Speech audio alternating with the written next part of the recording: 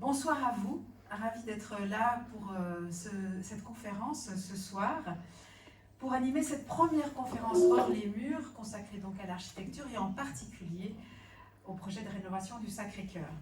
Projet d'envergure, il suppose beaucoup de moyens humains, financiers évidemment, beaucoup d'énergie, de temps, de patience, on l'a vu en tout cas avec l'autorisation de construire. Et si tous ces moyens sont développés, c'est bien parce que ce projet est porteur de sens. Un sens qui dépasse de loin les contingences matérielles et qui est fondamentalement spirituel. De ce que j'ai pu lire, entendre, je sens que l'ensemble du projet de rénovation du Sacré-Cœur incarne un désir de communion. Communion évidemment avec Dieu au travers de l'espace de célébration et communion aussi entre les hommes et les femmes de notre temps, entre les paroissiens et les paroissiennes, entre les collaborateurs et collaboratrices de l'Église catholique de Genève, et aussi évidemment ce désir de communion aussi avec les citoyens et citoyennes de Genève. Cette dimension spirituelle qui ressort donc fortement, on va l'aborder au travers de trois parties. Elle sera un peu le fil rouge ce soir. Dans la première partie, nous nous pencherons sur les réflexions qui ont précédé le projet architectural avec Maxence Guilbert. Bonsoir. Bonsoir. Maxence Guilbert qui a fait le voyage depuis Paris. Il est architecte et il travaille pour l'agence du Tilleul, cette agence qui a été mandatée dans la phase du pré-projet. Maxence lui-même est, on va dire, un spécialiste de rénovation et de restauration d'églises. À l'agence du Tilleul, où il est engagé depuis 3 ans, il mène en ce moment entre 10 et 15 projets de rénovation, que ce soit en France, en Belgique et bien sûr en Suisse. Justement en Suisse, l'agence du Tilleul a beaucoup œuvré, notamment du côté de B. Alors là, vous pouvez faire même un pèlerinage, puisque à B, il y a d'abord eu l'abbaye de Saint-Maurice, d'abord l'aménagement du chœur et ensuite l'aménagement de la chapelle des martyrs et tout récemment l'aménagement de la chapelle d'adoration. Ensuite, il y a eu aussi les Sœurs de la Pelouse qui ont mandaté l'agence du Tilleul et Jean-Marie du Tilleul en particulier, qui est le fondateur de cette agence, pour rénover complètement leur chapelle. Si vous ne la connaissez pas, allez-y, ça vaut vraiment le détour. Et puis récemment, et là Maxence Guilbert va en parler, la paroisse de B a fait appel à l'agence du Tilleul pour revoir l'aménagement de son église. Donc Jean-Marie du Tilleul a créé cette agence où il est non seulement, alors il est connu, très reconnu comme architecte pour avoir construit un certain nombre de gares en France et voire même jusqu'à Séoul ou Shanghai, mais il est aussi depuis 1997, après une rencontre avec Monseigneur Lustiger, eh bien, il s'est penché et il s'est vraiment intéressé à l'aménagement des églises tout en réfléchissant aux principes du Concile Vatican II. Maxence aura l'occasion de nous en parler. J'ai lu sur le site de l'agence du Tilleul la frontière, ou alors un article, je ne sais plus, dans l'esprit du Tilleul, la frontière entre le sacré et le profane s'estompe dès le moment où l'espace est au service de la relation. Dans la deuxième partie de notre soirée, nous parlerons du projet de rénovation qui fait actuellement l'objet d'une demande de permis de construire, qui devrait donc aboutir mi-novembre, bonne nouvelle. Christian Rivola de l'atelier Ribot Plus est là pour nous en parler ce soir. Merci d'avoir fait le trajet depuis le Tessin, vous, avec votre collaboratrice Sarah, qui est aussi là ce soir.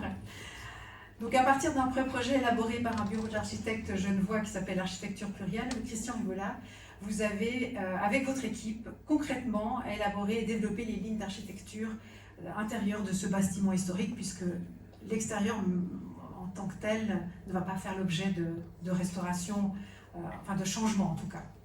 Donc Christian Rivola, vous êtes à la fois architecte et enseignant, vous êtes le directeur de l'agence Ribot Plus que vous avez fondée il y a un peu plus de 20 ans, et avec votre équipe, vous êtes actif dans la réalisation autant de nouveaux complexes multifonctionnels que dans la rénovation de bâtiments historiques. C'est votre credo que j'ai cette fois trouvé sur votre site, réaliser des espaces au service de l'homme pour valoriser le futur de notre territoire. Ça ressemble quand même passablement à l'agence du tilleul aussi. Et enfin, dans la troisième et dernière partie, nous aborderons le futur de la maison de l'Église, avec son rôle, avec ses ambitions aussi. Et c'est l'abbé Pascal Destieux qui sera heureux de nous présenter ce beau projet. Bonsoir Pascal, merci d'être là. Bonsoir à toutes et tous. L'abbé Destieux est le représentant de l'évêque à Genève depuis 6 ans. Un rôle qui te laisse assez de répit, si j'ai bien compris. Mais heureusement, toi qui es passionné de liturgie, tu trouves souvent dans la messe une ressource bienvenue, et je suis sûre que tu as vraiment hâte de pouvoir à nouveau célébrer dans l'église du Sacré-Cœur lorsqu'elle sera rénovée. C'est vrai. C'est vrai. Avant de commencer la discussion, je vais quand même, je ne sais pas, certains d'entre vous, vous connaissez bien l'histoire de l'église du Sacré-Cœur, mais je vais en dire encore quelques mots quand même. En tout cas, j'ai découvert un certain nombre de choses. Au tout début de cette présentation, je parlais de la dimension spirituelle forte qui tient à cœur à ce projet de restauration. Mais je pense que ce n'est pas seulement cette étape de reconstruction qui est spirituelle, mais finalement toute l'histoire de l'église du Sacré-Cœur. Nous parlons ce soir d'une vieille dame de 162 ans qui a connu bien des rebondissements dans sa vie. Et bien des fois, elle a sans doute dû se remettre à Dieu tellement elle vivait des difficultés assez grandes. Elle est née en 1859 au milieu d'un terrain vague, après la démolition des fortifications. Ses géniteurs avaient beaucoup d'ambition pour elle. Ils voulaient, avec ses allures de temple grec, qu'elle regroupe sous son toit plusieurs loges franc-maçonniques. Son nom, c'était Temple unique. Mais l'ambition de ses parents dépasse leurs moyens financiers. Ils doivent se résoudre à la vendre en 1868. Elle n'a alors que 9 ans et va être ensuite revendue 3 fois. Elle va abriter une brasserie pendant quelques temps. Elle va ensuite être occupée par la section genevoise de l'Internationale ouvrière, puis la Société genevoise des Amis de l'Instruction. En 1873, elle est rachetée pour la somme de 160 000 francs par un intermédiaire qui agit au nom de l'Église catholique romaine. Les négociations ont été orchestrées par Monseigneur Mermillot, qui est alors exilé à Ferney. Et il faut imaginer, on est en plein Kulturkampf. Et donc c'est la paroisse Saint-Germain qui vient d'être délogée de son église en vieille ville, qui va pouvoir célébrer sa première messe dans la crypte. Et attendez, c'était le 19 octobre 1873, c'est-à-dire il y a tout juste 148 ans. C'est donc ainsi qu'elle va trouver un nouveau sens à sa vie, cette église du Sacré-Cœur. Au cours des décennies suivantes, elle fera l'objet de plusieurs rénovations, plus ou moins conséquentes. Les travaux les plus importants, c'est sans doute ceux qui vont avoir lieu en 1939 et qui seront menés par Adolphe Guyonnet, l'architecte Adolphe Guyonnet. Le bâtiment est alors allongé de 15 mètres en direction du conservatoire. De nouveaux travaux vont devoir être faits après le Concile Vatican II, évidemment, pour réaménager selon les nouvelles normes. Un autre moment fort est aussi, en 1958, l'intégration de la communauté hispanophone. Et vous savez combien le Sacré-Cœur est important aujourd'hui encore pour cette communauté. Si on regarde de près cette histoire du Sacré-Cœur, on peut constater que non seulement ce bâtiment a eu toujours une utilité liturgique, mais de tout temps, il a aussi été un lieu de vie et de festivité, et de nombreuses rencontres. Imaginez un peu les milliers et les milliers de personnes que cette noble dame de 162 ans a vu passer chez elle. On peut imaginer que le 19 juillet 2018, au soir de l'incendie, elle a dû se poser bien des questions sur le sens de sa vie, cette église du Sacré-Cœur, regardant les béances de toutes ses blessures. Si elle avait pu parler, elle aurait sans doute exprimé toute une palette d'émotions. La tristesse, évidemment, la colère, sans doute, de voir disparaître une partie de sa structure et une partie de son patrimoine aussi. On peut imaginer aussi l'angoisse par rapport à l'avenir. Qu'est-ce que je vais devenir? Est-ce que Dieu va continuer d'habiter chez moi? Est-ce que je vais rester ce lieu de rassemblement et de communion? Aujourd'hui, à la veille du début de la reconstruction, elle est sans doute un peu rassurée, encore plus ce soir, puisque les choses vont avancer dorénavant. Elle a donc la possibilité d'entrevoir un avenir. S'agit-il d'un renouveau? Osons le mot, s'agit-il d'une résurrection? peut-elle considérer que son avenir sera peut-être plus lumineux et prometteur que celui qu'elle aurait pu envisager avant l'incendie? Ces questions, eh bien, ce sont les enjeux de notre soirée. Et je passe tout de suite la parole pour la première partie à Maxence Gilbert.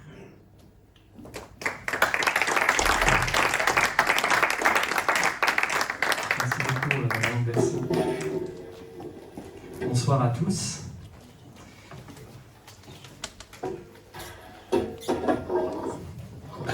Je suis très heureux d'être ici parmi vous pour cette conférence. Donc, l'architecture de la paroisse du Sacré-Cœur, expression du renouveau. Ce titre renvoie à une interrogation générale de notre temps. Qu'est-ce que le renouveau pour une église ancienne? Ou encore plus largement, qu'est-ce donc qu'une église au XXIe siècle?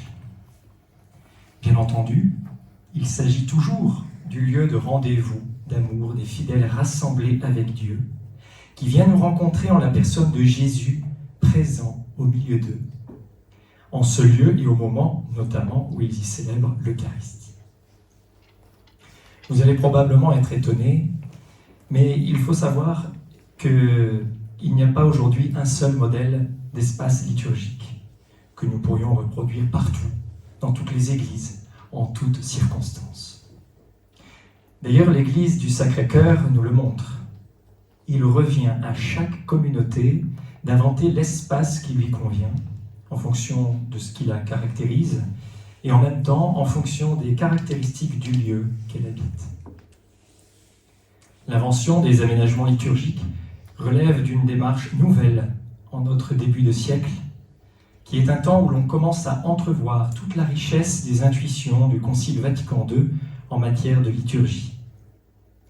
À l'Agence du Tilleul, nous sommes appelés à travailler dans différents lieux habités par des communautés paroissiales, religieuses, monastiques, voire diocésaines quand il s'agit d'une cathédrale. La démarche que nous développons est un travail de longue patience, fruit d'un dialogue étroit avec ceux qui vont habiter les lieux et qui demandent une certaine obstination et persévérance. On y pratique suffisamment d'itération entre la forme et le sens que prend cet aménagement pour aboutir au projet juste, c'est-à-dire ajusté à la communauté et au lieu qu'elle habite. Nous étudions cet aménagement en jouant sur les 7 claviers de l'architecture: la géométrie des lieux, leur échelle, leur rythme, la structure, la matière, les couleurs, les machines, tout cela pour composer notamment un instrument de résonance de la lumière.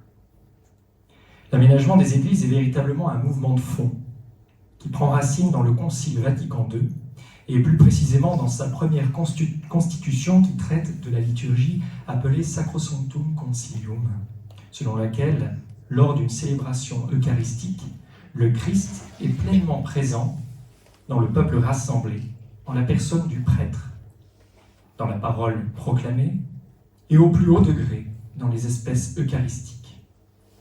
Et c'est cela que l'espace doit signifier. Mais comment l'organisation de l'espace peut-elle porter cette signification et ainsi permettre de la réaliser? C'est tout l'enjeu de l'architecture. Et la question se pose à chaque fois qu'une communauté entreprend un projet. Elle s'est notamment posée dans les lieux sur lesquels nous avons travaillé, et nous parcourrons quelques exemples rapidement ensemble. Nous avons eu à traiter cette question à l'église paroissiale de B, comme disait Madame Verson, située dans le canton de Vaud, et que nous avons inaugurée très récemment. Lorsque nous avons été appelés par la communauté paroissiale pour réfléchir avec elle sur l'aménagement de l'église, celle-ci était encore configurée au retournement de l'autel près, selon les principes issus des prises de position du Concile de Trente dans les années 1550-1560, donc au XVIe siècle. Ce concile, celui de la contre-réforme, avait, contre Luther, dû insister tellement sur la présence réelle du Christ dans le pain consacré et sur le rôle du prêtre, figure du Christ dans la célébration de l'Eucharistie, que le rôle de l'Assemblée, ou de la liturgie de la parole dans cette célébration avait été quasi occulté. Il en était résulté, progressivement, un aménagement générique des églises constitué par l'autel et le tabernacle au fond, le prêtre célébrant face au tabernacle et les fidèles, le troupeau, rassemblé derrière celui-ci, assistant à la messe. La mise en place de chaises dans les églises dans le XIXe siècle avait figé ce type d'aménagement.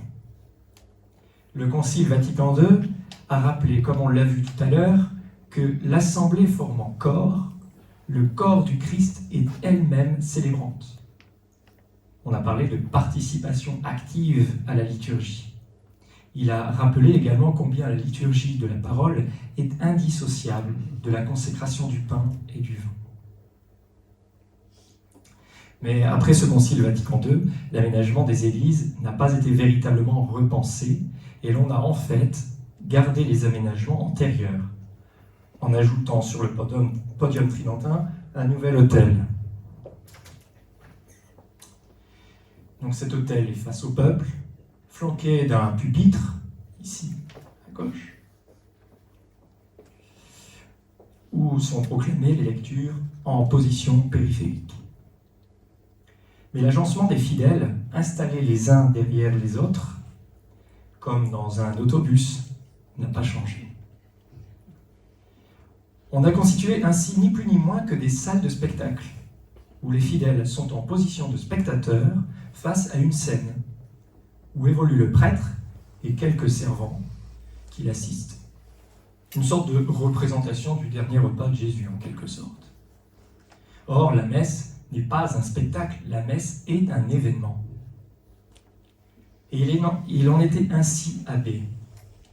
Mais les paroissiens, conscients qu'ils ne pouvaient pas continuer à célébrer de cette manière, conscients que l'aménagement de l'espace ne leur permettait pas de faire corps, ont souhaité ajuster l'espace de leur église à ce qu'ils souhaitent dans la liturgie eucharistique. Le problème résidait donc, entre autres, dans cette confrontation entre le chœur et la nef, sans expression réelle de la communauté qui fait corps. Nous avons d'abord étudié la question de l'expression du rassemblement de la communauté, de telle sorte à permettre la relation entre les visages, et donc la communion entre les personnes.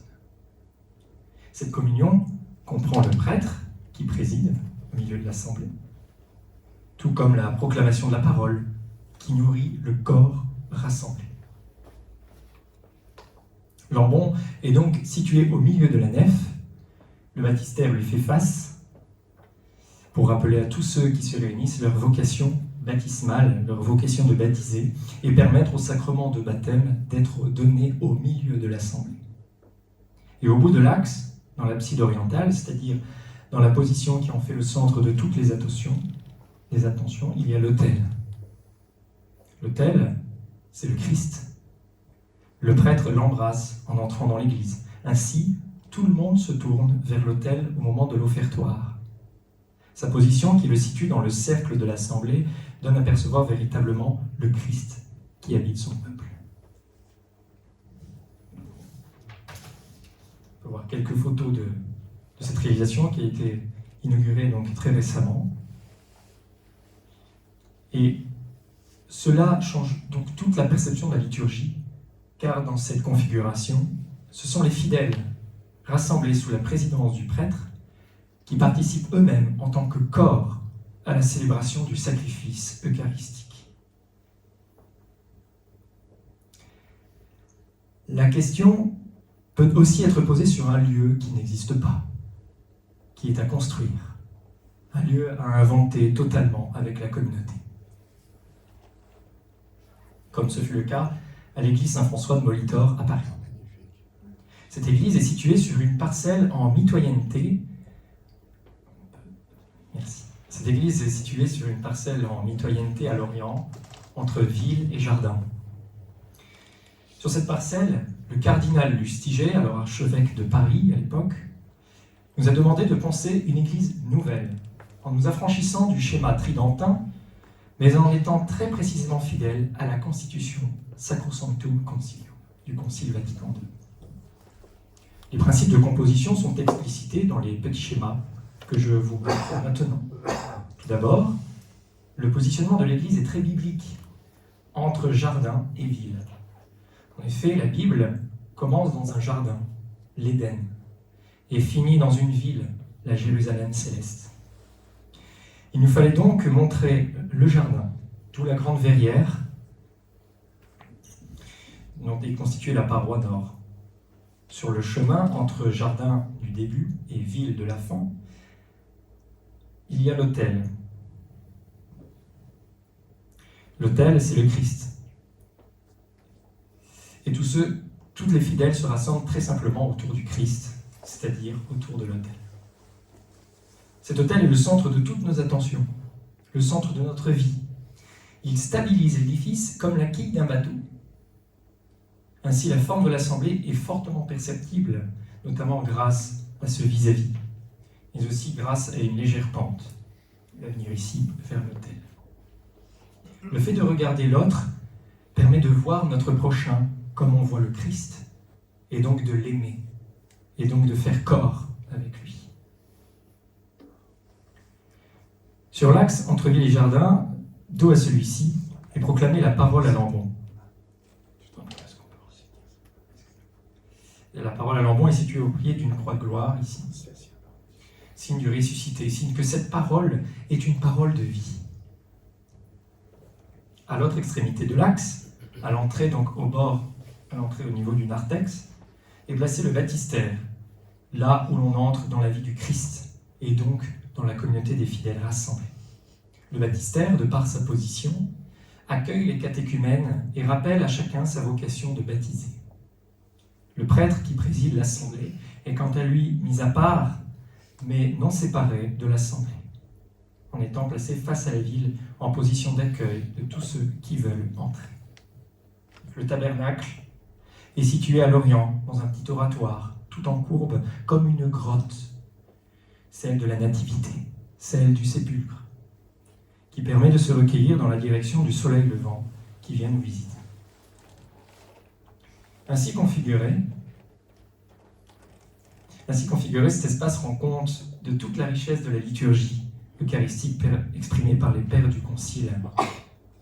Ils nous parlent, même vides, ces espaces. Ils évoquent la communauté qui fait corps. On peut voir quelques illustrations ici où il y a des célébrations dans cette église. Et là, les bancs vides. Voilà, donc on voit même que l'église vide parle à elle-même, en fait. Elle parle de cette communauté qui fait corps. Et ces espaces sont déjà missionnaires à eux seuls.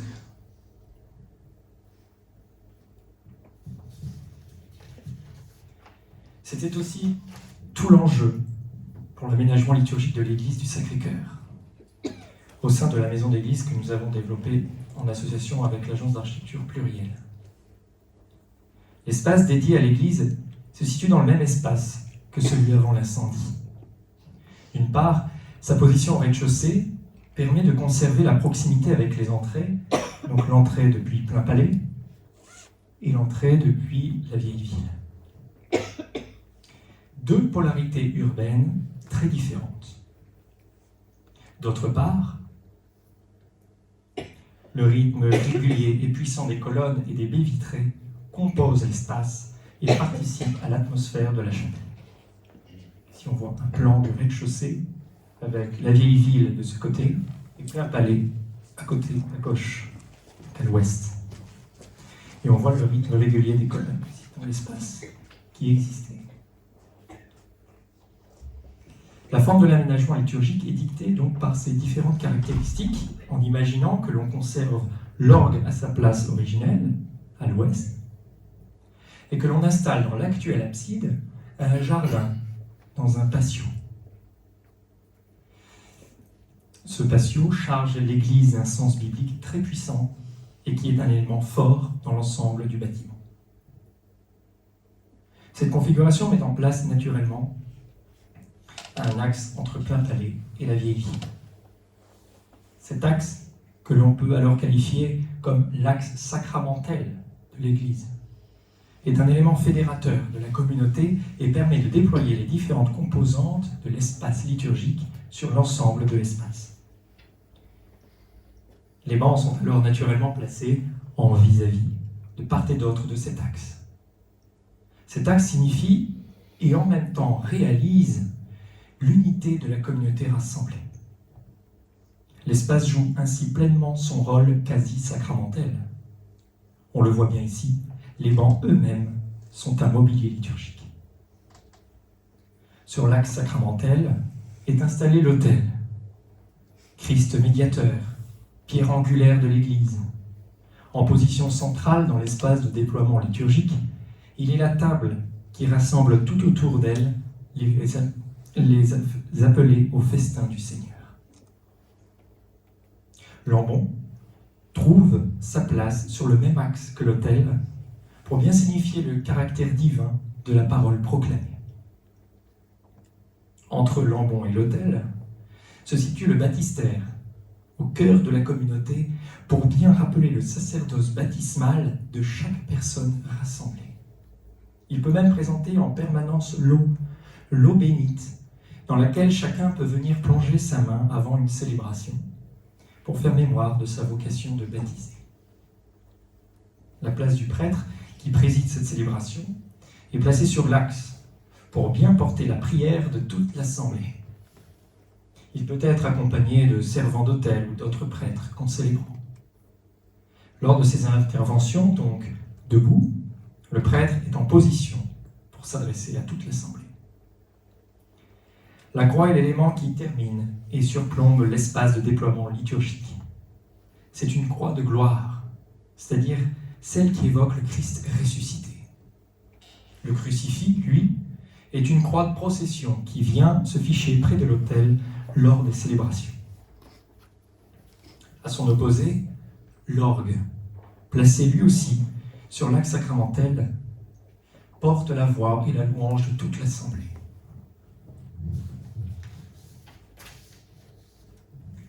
Il est aussi important de se rappeler que toute l'Église est un lieu de pèlerinage, de déambulation et d'initiation.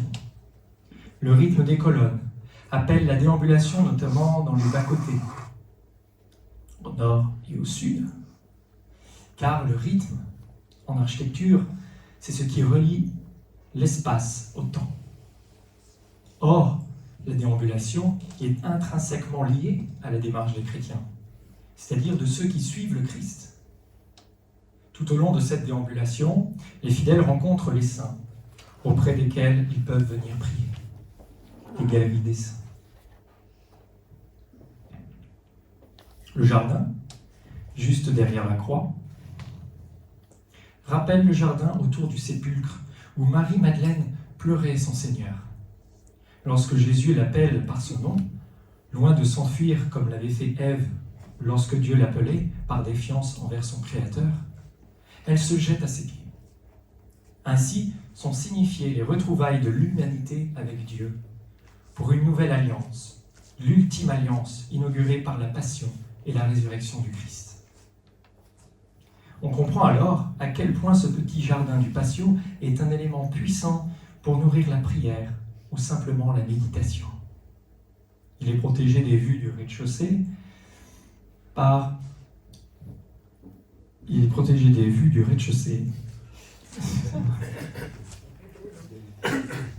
un système d'opacité afin de respecter l'intimité de la prière et de vouer entièrement cet espace extérieur à l'espace de l'Église. Plusieurs éléments sont disposés à sa périphérie.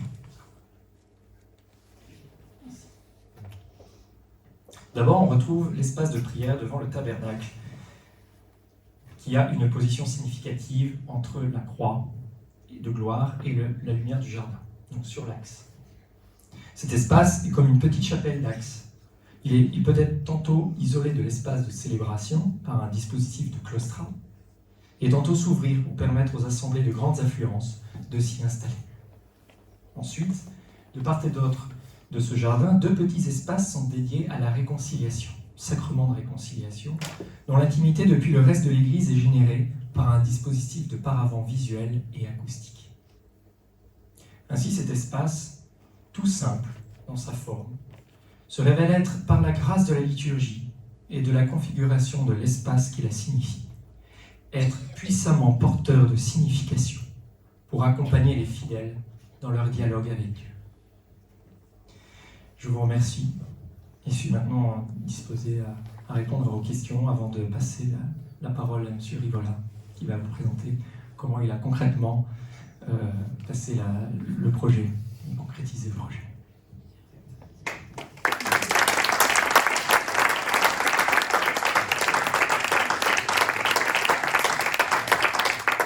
Merci. Des questions? Sinon, on passe à la deuxième partie. Donc ça, c'était le pré-projet envisagé par Jean-Marie Dutilleul et Maxence Guilbert de l'agence Dutilleul dans la première partie. Et ensuite, on se réjouit de voir comment M. Rivola s'est approprié ce projet.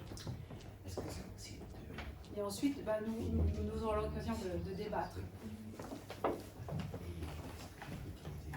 Bonsoir à tout le monde. C'est un grand plaisir pour moi et Sarah d'être ici ce soir à expliquer... Ah, excusez-moi. Ça va comme ça? Oui, merci. C'est un grand plaisir d'être ici ce soir avec ma collaboratrice Sarah Anzi pour expliquer le travail qu'on a fait dans les derniers 14 mois. Avant tout, je dois dire qu'on ne peut pas développer un projet de rénovation avec innovation et soutenabilité si on ne comprend pas l'histoire du bâtiment. Et nous, on a vraiment dédié le temps pour comprendre. Nous, on a aussi la chance d'être tessinoise et pas d'ici, de Genève. Alors, nos yeux sont différents, on voit les choses différentes. Et ça, nous a aidé beaucoup, non? Et quand Philippe Fleury nous appelait, on n'a pas vraiment compris qu'est-ce qu'il y avait besoin de faire. Il y avait aussi le Covid, on ne pouvait pas venir à Genève. On a regardé les photos et les dessins du bâtiment original. On s'est demandé, waouh, mais pas facile, surtout parce que Philippe Fleury nous a expliqué les exigences de la paroisse, de créer une église, mais pas seulement une église, beaucoup des espaces, une complexité, et une surface, un volume d'un bâtiment vraiment particulier. Alors après, on a compris les trois dates, les trois moments historiques principaux, 1859, 1939 et 2018. Et il y a jusqu'à le 1939, le bâtiment était utilisé et ouvert au public seulement une partie. Non? Et ça, c'était une chose pour nous à trouver une solution différente, parce que c'était important d'ouvrir la totalité des espaces, du volume et des surfaces au public, comme pour donner ce bâtiment à tout le monde. Alors on a compris que c'était important d'ouvrir les portes, d'utiliser la totalité des espaces, et on a visité, cherché, compris, analysé la géométrie, les hauteurs, les fenêtres, et on a cherché vraiment de comprendre avant tout. Et nous, on l'appelait ça le moment de la réflexion. J'arrive tout de suite ici. La réflexion, c'était vraiment quelques mois de réflexion très importants pour nous. Et ce que l'agence Dutilleul a idéé, a pensé, c'était un point fixe pour nous. On a cherché de le comprendre et on a dit, ben, ça c'est vraiment quelque chose qui aide beaucoup. On peut se concentrer sur les autres parties et on a dédié l'énergie au reste du bâtiment. avant Et l'image, c'est une image originale du bâtiment. On la présente toujours parce que c'était pas si facile de comprendre. Comme c'était expliqué avant, il y a les deux axes, l'axe terrestre et l'axe céleste. Et on a compris tout de suite que utiliser la totalité du volume, c'était pour nous de le maintenir chaud dans la totalité et pas laisser entrer l'eau, le froid, et on a cherché de trouver une autre réponse à l'idée du jardin. Et alors on a travaillé à chaque étage, chaque dalle, pour créer une relation verticale sur l'axe céleste qui liait la terre au ciel et le ciel, jusqu'à la crypte. Et avec aussi un petit peu de surprise, on a compris que la paroisse aimait ça et nous a, comment dire, encouragé à continuer ce parcours. Et ça, c'est un petit peu la synthèse, un bâtiment complètement ouvert au public, utilisable, 100% du volume original, avec un programme, un desiderio d'utilisation totale complexe. Et les couleurs nous aident à expliquer la complexité du programme avec le rez-de-chaussée espace église, comme on a compris avant, un espace dédié au boire, manger, le restaurant, une brasserie, quelque chose qu'on est en train de vraiment maintenant chercher l'équilibre. Au centre, on a prévu un olivier. Un olivier. L'olivier, on peut le voir depuis chaque étage. Ça, c'est vraiment pour nous très important. C'est votre jardin, l'olivier. Et la crypta est devenue un espace culture, soirée musicale, soirée dédiée à des thèmes, des moments comme par exemple ce soir. L'espace catéchisme, la partie technique et un niveau complet dédié au service SR, un espace administratif et le dernier étage que avant c'était pas utilisable est devenu un espace salle de fête, espace rencontre, salle rendez-vous.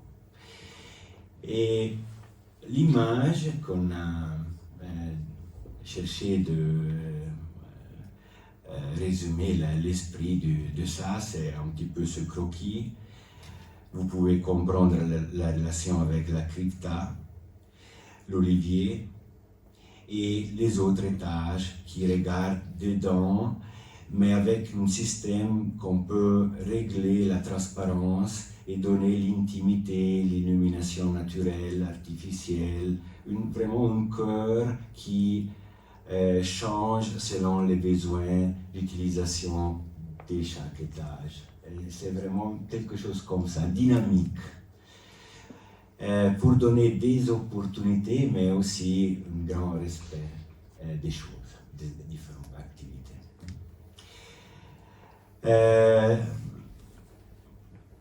La planimétrie explique l'idée, pas l'idée, le développement. On a imaginé de réactiver ou utiliser la chapelle parce qu'on aimerait avoir un espace principal, l'espace église, mais aussi un espace secondaire pour des moments de réflexion plutôt privés. La partie gastronomique, c'est en train d'être développée, une image de ce qu'on a compris avant, de ce axe terrestre et axe céleste. L'olivier est des éléments qui nous expliquent les différentes relations. Pour le moment, la partie boire et manger, on l'a appelé l'olivier du Sacré-Cœur. C'était sympa. Et on l'a imaginé comme ça, sans un style réel, atemporel, et avec le bois, la pierre, la matière vraiment très très simple. Parce que c'est important ça. Le niveau sous-sol, avec la crypta qui est complètement rénovée, l'espace catéchisme et la partie technique. La fonctionnalité du bâtiment est garantie par l'escalier existant, l'autre escalier aussi existant, mais qu'on doit la changer un petit peu pour des questions de sécurité, et deux élévateurs qui nous aident à garantir l'utilisation à tout le monde pour tous les étages. Ça, c'est une image de la crypta avec la relation dalle. On peut regarder ou voir la lumière qui descend du ciel. Le niveau plutôt administratif, c'est l'étage 1. Excusez-moi. Avec une vide centrale qui correspond à la salle des fêtes originale et avec une organisation des bureaux périmétrales qui nous donne la possibilité de travailler ensemble et aussi d'avoir des espaces dédiés à des personnes, à une personne ou plus personnes à dépendance de l'organisation. Un espace rencontre, comme on le voit dans la prochaine image, comme ça. Et l'entrée, réception, accueil pour les personnes qui vont visiter les espaces administratifs.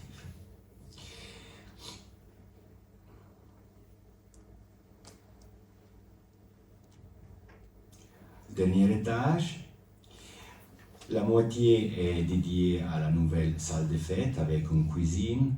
C'est très fonctionnel, on peut l'utiliser pour différents moments, fêtes, mais aussi soirées comme ce soir par exemple. On peut changer facilement la disposition des meubles. On a une cuisine et on a aussi la possibilité d'avoir un service depuis le restaurant qui est placé au rez-de-chaussée. Ici, on a organisé des espaces pour des rendez-vous et au centre, on a la surface vitrée qui nous accompagne à tous les étages. Ça, c'est un petit peu le résumé du développement du projet. À l'extérieur, une collaboration avec la ville, parce que la propriété est de la ville à l'extérieur, on est en train de donner une qualité aussi à l'extérieur, parce qu'on a besoin de ça, c'est vraiment important. Et nous, on a imaginé d'inviter les personnes à découvrir le bâtiment différemment.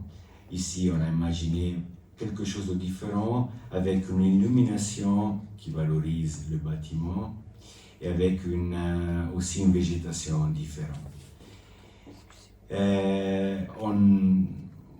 On est très positif sur ça, on croit que la ville va réagir très positivement à ce, c'est un besoin réel.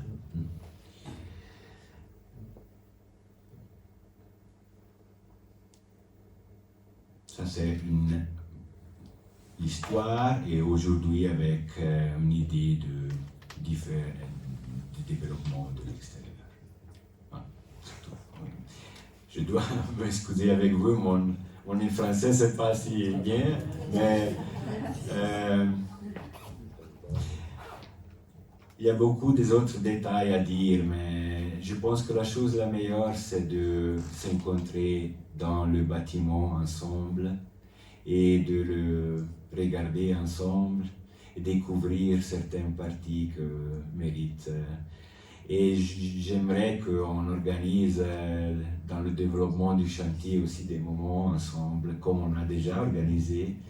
Et on peut le voir avec les yeux différents. C'est vraiment quelque chose, une surprise, une sorte de surprise. Il y a des espaces qui n'ont peut-être jamais été compris. Merci.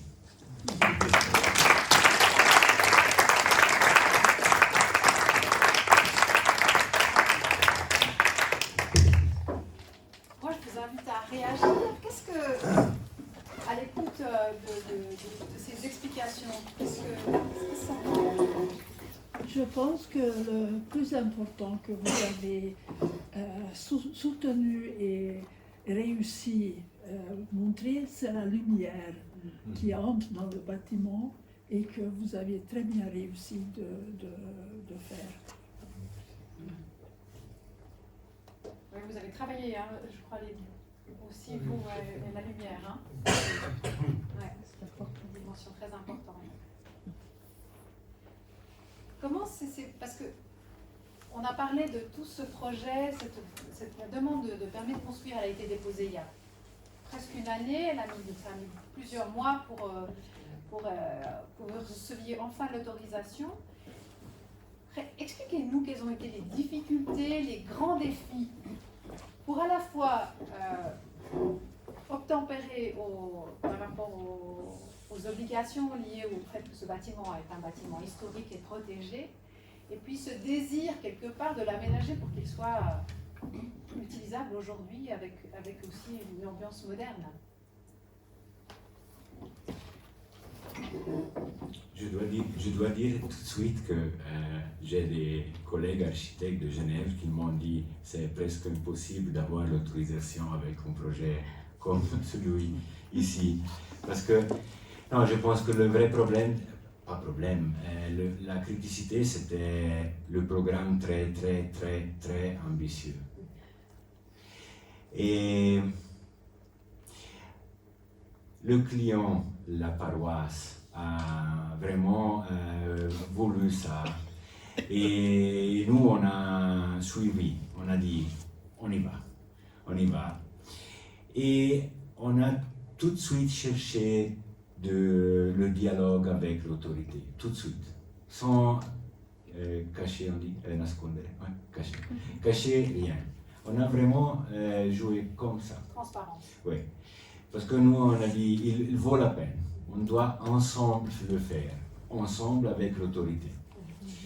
Peut-être aussi aider un architecte qui n'est pas d'ici, non? Parce qu'il y a aussi des situations très subjectives, comment on dit? Subjectives. Oui. Alors, il arrive un architecte qu'on ne connaît pas, il explique, c'est peut-être plus facile de suivre. Non? Il y a un architecte de Genève qui est, je ne sais pas, qui a aussi des relations, peut-être c'est mieux, peut-être c'est pas mieux, je ne sais pas. Mais nous, on a joué comme ça. Je dois dire que Philippe Fleury, il est vraiment capable de transmettre l'enthousiasme et la détermination à moi, mais aussi aux autres. Et c'était pas facile. Moi, j'avais des grands doutes à propos de certaines choses. Et à la fin, on a découvert que la criticité la plus élevée, c'était la salle des fêtes, pas l'espace église et pas des autres choses. Et nous, on était surpris parce qu'on disait, bon, pourquoi la salle des fêtes? Non. C'était vraiment une surprise. Pourquoi la salle des fêtes c'est si important?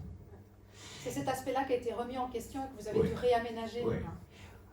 Mais il y avait une bonne nouvelle, que la criticité, c'était là.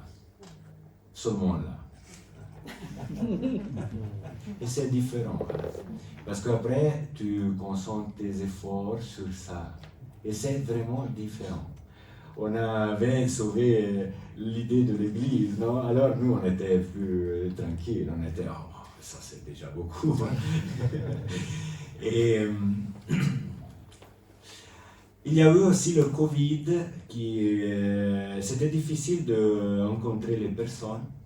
Après, ils nous ont proposé de faire des séances Skype ou Teams, et c'est pas facile avec l'autorité, parce que il y a aussi un rapport vraiment. C'est facile de dire non ou dire rien quand tu es au Skype. C'est beaucoup plus facile.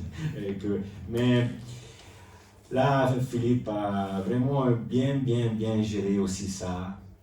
Il y a eu beaucoup de problèmes de connexion Skype, parce que c'est toujours comme ça, non? Quand tu as besoin, tu n'as pas la qualité, mais lui, il disait non, on fait une autre séance, il n'y a pas de problème. Et à la fin, on a travaillé les derniers 4 mois sur la salle des fêtes.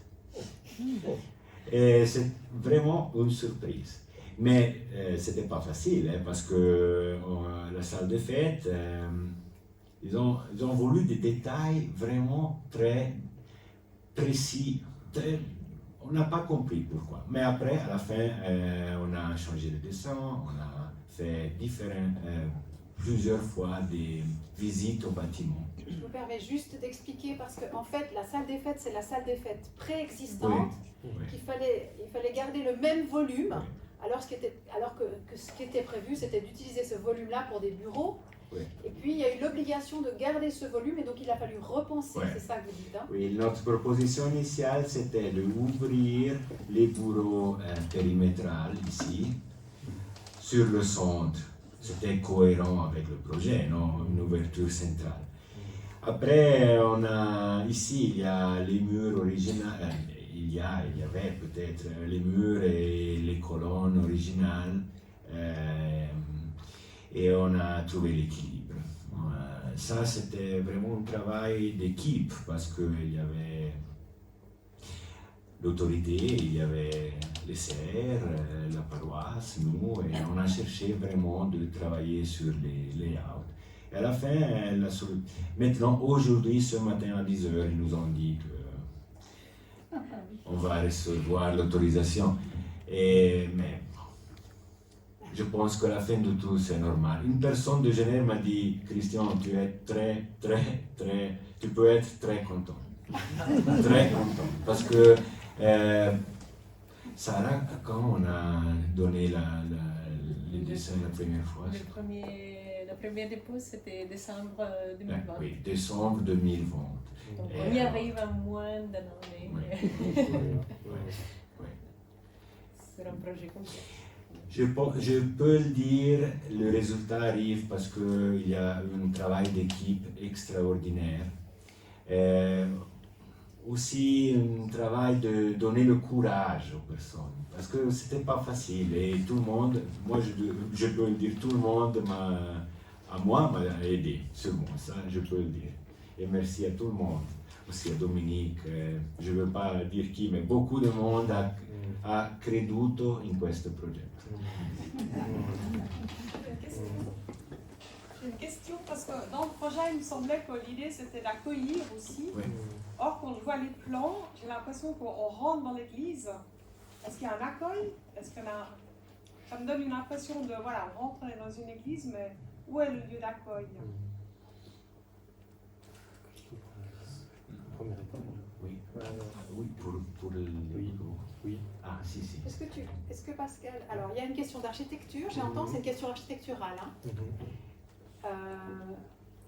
Je ne sais pas si vous voulez répondre, puis après je pense que Pascal a peut-être aussi des réponses. Hein. J'ai pas compris si les bureaux ou l'église. La question c'est... La dimension de l'accueil. Oui. On a le sentiment qu'on ne sait pas très bien où on rentre et comment on est reçu, comment on est accueilli dans ce bâtiment. Alors, l'entrée église, c'est la même qu'aujourd'hui. Pas la même, mais oui, comme espace, oui. L'entrée restaurant, c'est derrière, et l'entrée des services aussi. Alors, on a organisé comme ça. Restaurant, service de tous les étages ici, très bien défini, très clair. parce qu'on travaille aussi sur l'espace extérieur, en collaboration de la ville, comme ça on arrive à donner une valeur différente et orienter les personnes aussi déjà à l'extérieur. Et l'entrée de l'église, c'est celle d'aujourd'hui, mais valorisée. Je ne sais pas si j'ai répondu, madame, peut-être ce n'était pas ça la question. Moi, je vais attendre ce que va dire Pascal. Ok. Elle va communiquer. Alors peut-être Pascal, tu peux... Donc la troisième partie, c'est de montrer, une fois que la restauration sera faite, qu'est-ce qui va se passer dans tous ces espaces qui ont été vraiment pensés. Mais pour ce faire, on va imaginer l'avenir. Donc, ne regardez plus trop là parce que les photos sont pas encore prises. Plutôt fermer les yeux en fait. Parce que nous sommes le 15 décembre 2023. C'est l'effervescence. Déjà du côté de la paroisse de langue espagnole. Parce que ça va être le tout premier Noël qui va être célébré à l'église du Sacré-Cœur. Alors on prépare ce Noël, on est déjà là un peu sur place, dans les lieux. Rassembler les paroissiens, ce sera les premières célébrations. D'ailleurs, l'évêque sera là lui-même et il a déjà annoncé qu'il dormira dans sa chambre qui a été aménagée tout en haut du bâtiment. Et la paroisse de langue espagnole se prépare puisque dès le mois de janvier, toute la catéchèse sera donnée là, dans le sous-sol. Toutes les réunions paroissiales auront lieu là. Un peu plus haut, sur la colline, en vieille ville, au 13 rue des Granges, c'est aussi l'effervescence, parce qu'on prépare le grand basculement, le grand changement. Pour l'instant, on est en train de faire du tri, en train de mettre des cartons. Ce sera début janvier qu'aura lieu le grand déménagement. Mais chacun au vicariat a déjà pu voir où est-ce qu'il doit travailler, comment seront les nouveaux bureaux. Et vraiment, c'est une ambiance assez excitante. Dans différents endroits de la ville, il y a aussi on s'active. À Sainte-Jeanne-de-Chantal, c'est la formation qui est en train d'impacter leurs affaires. La pastorale familiale a déjà dû déménager parce qu'ils étaient à Saint-Pédis, mais Saint-Pédis est en plein chantier, comme vous le savez. D'ailleurs, c'est bientôt fini. Puis d'autres services, et d'ici le catéchuménat, d'autres services, la pastorale du monde du travail, la pastorale des milieux ouverts. On se prépare à arriver tous dans la nouvelle maison d'église.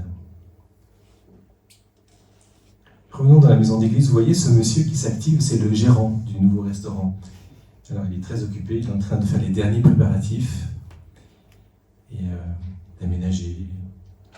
Voilà, j'ai vu un peu des plans 3D qui nous présentent un peu comment ce sera. Il y a une dame qui s'active beaucoup aussi, c'est la nouvelle coordinatrice de la maison d'église, qui est en charge de préparer toute l'animation. Alors elle a préparé un grand programme de festivités pour le mois de janvier, pour les inaugurations officielles, mais beaucoup plus que cela, tout un calendrier déjà est proposé avec des conférences de qualité, des concerts, des expositions. D'ailleurs, tout ce programme a déjà été publié, il y a une jolie plaquette, un agenda, Sacré-Cœur, maison d'église, entre janvier et juin 2024. Oh, il y a encore bien d'autres lieux, on se réjouit. Tenez les adorateurs, ceux qui se relayent pour l'adoration tous les jours à la Sainte-Claire. C'est aussi que bientôt ce sera au Sacré-Cœur. Les jeunes aussi qui vont pouvoir s'y réunir. Voilà, tout ce monde sera rassemblé en un seul lieu. Ça semble loin, hein, le 15 décembre 2023, mais ça va vite venir. Et on espérera que la 5e conférence Arts et Sacrés aura lieu là-bas, dans cette salle des fêtes du 2e étage. Et donc, si vous ouvrez les yeux, c'est maintenant là-bas qu'on se trouve, n'est-ce pas?